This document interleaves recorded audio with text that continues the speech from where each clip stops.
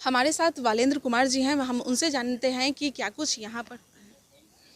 देखिए, आज माननीय राष्ट्रीय पिछड़ा वर्ग आयोग के अध्यक्ष डॉक्टर भगवान लाल सहनी जी ने बीपीएससी को तलब किया था और संविधान दिवस के ऊपर एक सुनवाई भी थी और बीपीएससी को एक स्पष्ट निर्देश दिया जा चुका है पहले ही कि 15 दिन के अंदर में वेटिंग रिजल्ट जारी करे 64वीं बीपीएससी।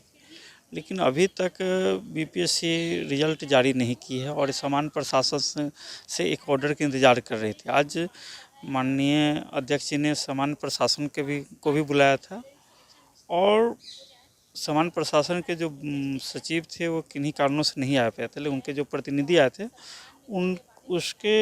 उनको एक निर्देश कितने पद रिक्त रह गया है, मतलब 64वीं में कितने लोग ज्वाइन नहीं किए, उसकी सूची मांगी गई है और निकट समय में उम्मीद है जो वेटिंग रिजल्ट पर भरी जाएगी और एक स्पष्ट निर्देश मिलेगा सामान्य प्रशासन को भी और माननीय पिछड़ा वर्ग आयोग की तरफ से कि आप अविलंब इन खाली पदों को भरें। चीफ सेक्रेटरी आए नहीं। चीफ सेक्रेटरी आते तो उनसे फाइनल बात होती, तो नहीं आए तो हम उनको वहाँ कॉल करेंगे। सर एक बयान जितना रूल उन लोग के लिए होता है उसको वो फॉलो करते हैं सर, और हम लोग के स्टूडेंट के हित का जो रूल होता है ना उसको इन लोग फॉलो ही नहीं करना चाहते। देखिए, आयोग प्रयास कर रहा है ना। आप लोग तो सर बहुत प्रयास कर रहे हैं, यहाँ तक आप लोग आके हियरिंग आयोग प्रयास कर रहा है और उसी प्रयास का फल है कि जो सामान्य छात्रों को दिक्कत होती है, जो नॉन क्रीमिलियर सर्टिफिकेट बनाने के पहले अब कास्ट सर्टिफिकेट बनाइए, इनकम सर्टिफिकेट बनाइए, तब नॉन क्रीमिलियर सर्टिफिकेट बनेगा। वो तो स्पष्ट हो गया कि एक ही बार में नॉन क्रीमिलियर सर्टिफिकेट बन जाएगा। जी सर, ये सर बीपीएससी के बारे में एक बार और कर दिया था, बैठक हुआ सर वेटिंग लिस्ट को लेकर। हाँ, तो क्या सर निर्णय सर लिया गया सर? वेटिंग लिस्ट में अभी चीफ सेक्रेटरी नहीं आया है, तो चीफ सेक्रेटरी रहते तब ना उनसे कोई फाइनल बात होती। ऐसे कुछ लोगों ने बताया कि शिक्षा मंत्री ने दिया है कि वेटिंग लिस्ट फाइनल किया जाए, लेकिन ऑथोराइज नहीं है। हम कोई अधिकृत पत्र हमको नहीं मिला है। हम खोज रहे हैं कि यदि शिक्षा मंत्री का ऐसा वक्तव्य आया है तो बहुत ही महत्वपूर्ण है, उसके आधार पर हम उसको फाइनल कराना चाहेंगे। ऐसे हम वेटिंग लिस्ट के विषय में सजग हैं, उससे बहुतों को न्याय मिलेगा और यहाँ फाइनल नहीं हुआ तो हम आयोग जो केंद्रीय दिल्ली है वहाँ पर हम चीफ सेक्रेटरी को बुला करके इस संबंध में फाइनल निर्णय करने का प्रयास करेंगे। यही नहीं कर सकते हैं आयोग, क्या फरवरी में तो सर आपका रिटायरमेंट है, मतलब हम लोग आशा करें सर कि उसके पहले हो जाए। ये नहीं पहले ही ना प्रयास करेंगे, रिटायरमेंट के बाद थोड़े आ जाए और फिर मुद्दा ना बहुत जल्द करेंगे सर। ना बहुत जल्द करेंगे, ऐसा है। वही सर, आपसे तो बहुत आशा है सर कि हम लोग को न्याय मिलेगा। हम लोग तो हर क्षण प्रयास कर ही रहे हैं, इसीलिए हर राज्य में जा करके समीक्षा बैठक करके जहाँ नहीं हो रहा है उसको लागू करवा रहे हैं। यहाँ भी कुछ गड़बड़ियाँ थी तो उसको हम लोगों ने ठीक करवाया और तत्क्षण गड़बड़ी ठीक हो गई। सर अगली कुछ कार्रवाई सर कब तक आप सर आशा करें, हम लोग छात्र कब तक आशा करें कि अगला कुछ इस पर होगा? देखिए, इसकी कोई समय सीमा निर्धारित नहीं, ये तो परिस्थिति पर निर्भर करता है ना, परिस्थिति पर निर्भर करता है। हमारा प्रयास जारी है और कब सफलता मिलेगी। यहाँ पर समीक्षा बैठक हुई है और यहाँ पर पिछड़ा वर्ग के द्वारा यहाँ पर दिल्ली के द्वारा यहाँ पर पटना में बैठक हुई है और यहाँ पर बीपीएससी को लेकर क्या कुछ मुद्दा उठा है। हमारे साथ जुड़ी हुई हैं, क्या नाम है आपका? कुमारी पूजा। कुमारी पूजा जुड़ी हुई हैं और मैं उनसे बात करती हूँ कि क्या कुछ यहाँ पे हुआ है और बताइए। आज राष्ट्रीय पिछड़ा वर्ग आयोग की 3 दिन से पटना में समीक्षा बैठक चल रही थी विभिन्न मुद्दों को लेकर, जिसमें 64th बीपीएससी का मामला भी इंक्लूड था। 10 बजे से इसकी मीटिंग थी। इसमें बीपीएससी के अधिकारी आए हुए थे, परीक्षा नियंत्रक और डिप्टी सेक्रेटरी और उनके कानूनी सलाहकार और एनसीबीसी की पूरी टीम आई हुई थी। और हम लोग बहुत सारे स्टूडेंट 64th के अभ्यर्थी जिनका सिलेक्शन नहीं हुआ है कुछ मार्क्स से, हम लोगों का बहुत सारा रीजन है, इन सब को लेकर एक बैठक थी, उसी में हम लोगों को बुलाया गया था। तो इसके पहले भी 31 अगस्त 2021 को मुझे न्यू दिल्ली बुलाया गया था।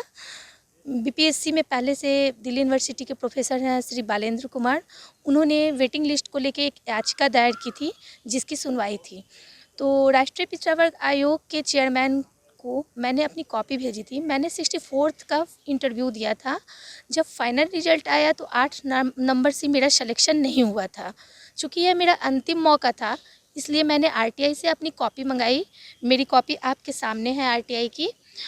तो इस कॉपी में आप साफ साफ देख सकते हैं कि पहले मेरे 171 मार्क्स थे, जिनको काट के 162 किया गया है, और कंटिन्यू 4 क्वेश्चन में 2 या 3 नंबर घटाया गया है। आप अंदर के पृष्ठों को भी देख सकते हैं, उनमें से एक पृष्ठ मैं दिखा रही हूँ। पहले ये 29 था, इसे 27 किया गया है। ऐसा क्यों किया गया है ये मेरे समझ से परे था, क्योंकि मेरा सिलेक्शन 8 नंबर से नहीं हुआ था। और आपने अभी मेरी कॉपी देखी होगी तो इसमें 171 को काट के 162 बनाया गया है, ठीक है। तो कुल मेरे 9 मार्क्स काटे गए, यानी मैं कट ऑफ से ऊपर थी और मुझे जानबूझकर बाहर कर दिया गया। इन सारी बातों को मैंने मेल के थ्रू राष्ट्रीय पिछड़ा वर्ग आयोग को भेजा था और मुझे दिल्ली बुलाया गया था। और दिल्ली में शिकायतकर्ता में मेरा नाम भी शामिल था। आप देख सकते हैं कुमारी पूजा 31 तारीख को। और उसके बाद राष्ट्रीय पिछड़ा वर्ग आयोग ने बीपीएससी से ये क्वेश्चन पूछा था कि शिकायतकर्ता कुमारी पूजा ने माननीय आयोग को अवगत कराया कि सूचना का अधिकार अधिनियम के आधार पर उन्होंने अपनी लिखित परीक्षा की कॉपी निकलवाई, जिसके आधार पर उन्हें यह जानकारी प्राप्त हुई कि उनकी लिखित परीक्षा की कॉपी में छेड़छाड़ की गई है, एवं एग्जामिनर द्वारा अंक दिए जाने के पश्चात मुख्य परीक्षा अधिकारी द्वारा 9 अंक को कम कर दिया गया है, एवं अंक को कम करने का कोई स्पष्टीकरण भी नहीं दिया गया है। लिखित परीक्षा की कॉपी में से केवल उतने ही अंक कम किए गए हैं जितने अंकों से मेरा चयन रोका जा सकता था। इसके पश्चात जब समीक्षा बैठक 31 तारीख को हुई तो एनसीबीसी ने बीपीएससी को 15 दिन में वेटिंग लिस्ट जारी करने के लिए ऑर्डर दिया और मेरे कॉपी के लिए दिया कि मुख्य परीक्षा अधिकारी द्वारा किस नियम के आधार पर कुमारी पूजा की लिखित परीक्षा के अंक काटे गए हैं, तत्संबंधी नियमावली की जानकारी आयोग के समक्ष 7 कार्य दिवस के भीतर प्रस्तुत किया जाए। 64वीं बिहार लोक सेवा आयोग परीक्षा की मेरिट लिस्ट के अनुसार चयनित प्रथम 20 अभ्यर्थियों की लिखित परीक्षा की सत्यापित कॉपी की प्रति आयोग के समक्ष 7 कार्य दिवस के भीतर प्रस्तुत किया जाए। लेकिन 7 तारीख बीते हुए आज 2.5 महीना से ज़्यादा हुआ है, अभी तक बीपीएससी ने एनसीबीसी को इसका कोई जवाब नहीं दिया है। मेरी समस्या का कोई निराकरण नहीं हुआ है। और हमारे साथ जितने भी भाई बंधु यहाँ आए हुए हैं, श्री बालेंद्र सर हैं, चंदन जी हैं, शकील जी हैं, तारिक जी हैं, और भी बहुत सारे लोग आए हुए हैं। तो सभी लोग हम लोग चाहते हैं कि वेटिंग लिस्ट आ जाए। सभी चीज़ों का एक ही सॉल्यूशन है कि वेटिंग लिस्ट आ जाए, क्योंकि आप देख सकते हैं कि अभी आरओ की सिर्फ वैकेंसी में 88 पद खाली हैं 64वीं की। तो अगर वेटिंग आ जाता है तो बहुत सारी बीपीएससी के द्वारा अनियमितताएं हुई हैं और इससे किसी भी कारण से जिसका सिलेक्शन नहीं हुआ है उनका सिलेक्शन हो जाएगा। दूसरी बात मैं कहना चाहूँगी कि हम लोग जब भी कोशिश करते हैं यहाँ माननीय मुख्यमंत्री श्री नीतीश कुमार से मिलने के लिए वेटिंग लिस्ट को लेके या अपने कॉपी के मामले में या अन्य मुद्दों में, तो हम लोगों को रोक दिया जाता है। और मुझे ऐसा लगता है कि माननीय मुख्यमंत्री को ये पता नहीं है कि 64वीं बीपीएससी के वेटिंग लिस्ट के लिए राष्ट्रीय पिछड़ा वर्ग आयोग ने ऑर्डर जारी कर दिया है।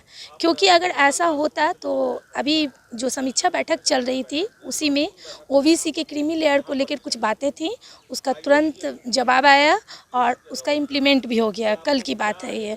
लेकिन 64th के मामला को एनसीबीसी में गए हुए 4 महीने से ज़्यादा हुआ है और अभी तक इसका कोई सॉल्यूशन नहीं हुआ। आज भी जो बैठक हुई है, बीपीएससी कहते हैं कि गैड इसका जवाब देगा, गैड कहते हैं कि बीपीएससी जवाब देगा। ये ऊपर का मामला है, हम देखते हैं 15 दिन में हम जवाब देते हैं। मतलब हम लोगों को गोल गोल घुमाया जा रहा है। बीपीएससी ये जानती है कि 6 जून को रिजल्ट निकला है, किसी तरह से 6 जून हो जाए और हम लोग फिर केस भी नहीं कर सकते हैं। और हम लोग को मतलब ऐसा प्रतीत होता है, मतलब अगर आप देखिएगा तो सुप्रीम कोर्ट, हाई कोर्ट में बहुत सारे मामले पड़े हुए हैं जिसकी सुनवाई नहीं होती है क्योंकि समय का अभाव रहता है। लेकिन इसीलिए राष्ट्रीय पिछड़ा वर्ग आयोग या फिर हरित आयोग, वन्य कानून, इन सभी के लिए अलग अलग संस्थाएं बनी हैं, लेकिन इन संस्थाओं के जाने के बाद भी अगर हमारी समस्या का समाधान नहीं होता है तो हम लोग कहाँ जाएंगे? हाई कोर्ट में जाएंगे, सुप्रीम कोर्ट में जाएंगे और अनावश्यक समय बर्बाद होगा। दूसरी बात मैं कहना चाहती हूँ कि अभी अगर आप देखिएगा पोस्ट कोविड के बाद जो भी रिजल्ट आ रहा है, जैसे छत्तीसगढ़ लोक सेवा आयोग का रिजल्ट अभी आया, उन्होंने रिजल्ट के साथ साथ वेटिंग दिया। यूपीएससी वेटिंग देती ही हैं। हाई कोर्ट के ऑर्डर के बाद तमिलनाडु लोक सेवा आयोग ने, कर्नाटक लोक सेवा आयोग ने भी वेटिंग दिया है।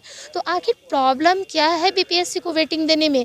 यह एक जायज़ मांग है और नेचुरल जस्टिस है कि भाई इतने पद खाली हैं तो उन सीटों को आप भरिए।